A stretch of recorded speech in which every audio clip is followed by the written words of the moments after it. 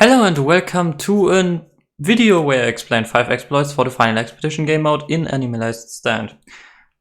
For the first trick we have, or basically exploit, is just use a bunch of cheap units that you can place down and apply debuffs, like slow, more money, that is from Barbok per kill, he gets more money, so it's not very viable, but it is a strategy to get more money and the only one I found so far.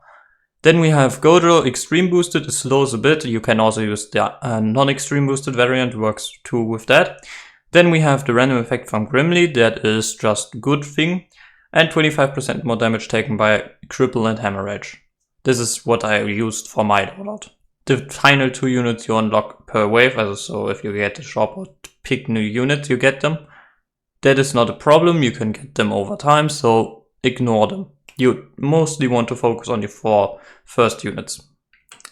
This is basically the trick loadout. It doesn't matter, traits don't matter, because we're talking about hard mode here and enchantments don't care. They are all considered traits and are all deleted, you don't need to care about them. I have some triple S stats on some of them. I can say on my support units from Barbok on, I have almost no S, so yeah, it should be easy for you to replicate. Escanor is my damage dealer. I didn't use this, I used the destructive orb, the destructive soul. So the final shops, we have an exploit here. There is no difference between them. You can grind the easy one 3 times to get the Escanor soul, so the Pride 1 soul. Or you could just grind 2 times or even more the hard, because the hard game mode is absolutely unfair for the player. And I don't know why people grinding it. It gives more, yes, but you don't grind it for the Escanor, so you grind the other thing. So yeah. Now the choice is yours. The tip number 3, or basically exploit, is here you may be guessing, which one do I pick? Only those, you switch between them. That means first you get a shop, then you get a reset point, and so on. You switch between them when you get the choice. I would recommend something like Notepad to write down your notes or something to keep on which floor you are when you are leaving and quitting for the day and doing it tomorrow further. You can do that.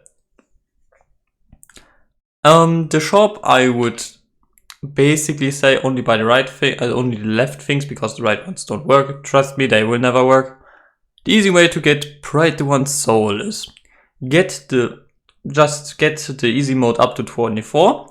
Then grind the 7,500 gold. Normally you grind just the hard mode because it gives a lot more than the easy one. They also buffed it to not be twice as double and nothing else of value. So you can just enter 25th stage at easy, because you don't actually need to beat hard mode to actually be capable of buying the thing.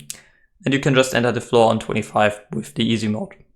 It is way easier that way, because the shops don't differ. It is a way easier strategy for you to exploit it. Now I have one more exploit that I want to show you, but I need to go in the game for that. Also, by the way, if you have a problem, I'm just here right now in the hard mode, I think. Yes, hard mode, because my traits are not different.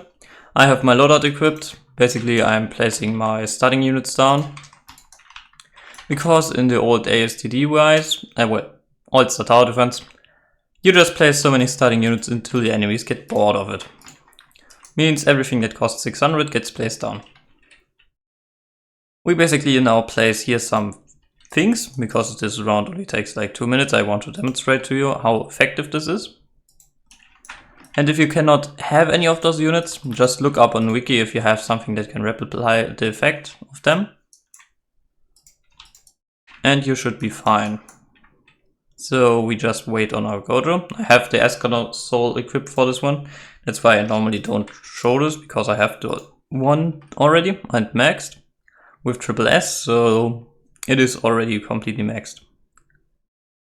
Now we want to place an Escanor here, or Pride 1. Lovely, and we do not some damage. Well, this one is not very hard. You can have 2 of them and they both profit from broad daylight. I will activate just the ability for 10% more range, because that's actually effective.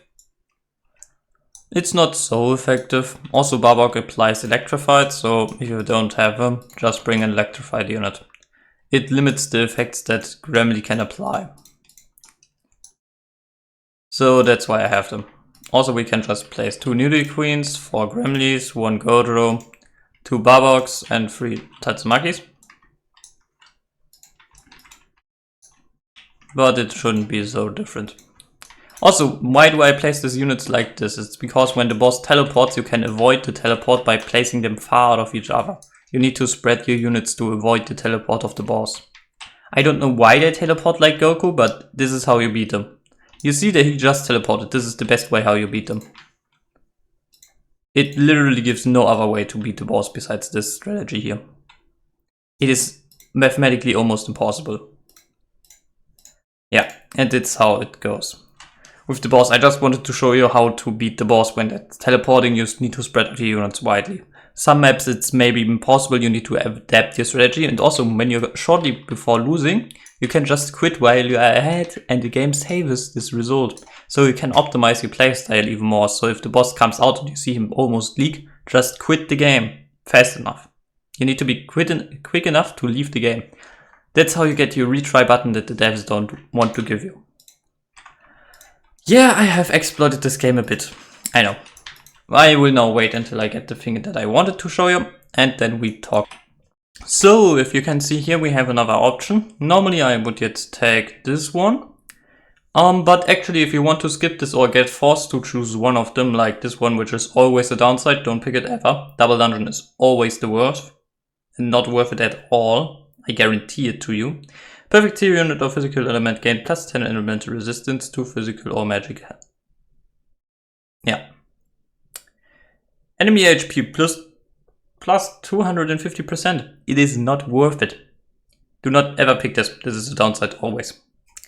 And also if you want to skip that, you can just leave the game. So I don't have to record any further. I just would say, if you get forced to choose anything, leave the game and rejoin it and play further. Because actually at this point, it is safe that you can get the next stage. So that is a choice that you can make this less random. You can just choose what you want. It is your choice on how hard you make it on how hard you want to have it on yourself. I personally like the easy version. If you are preferring a hard version, play like one who really can do it. I only have Escanauts, so I have only Pride 1, so I have fun with the rest of this. I hope this video helped you out a lot and have a nice, wonderful rest of the day.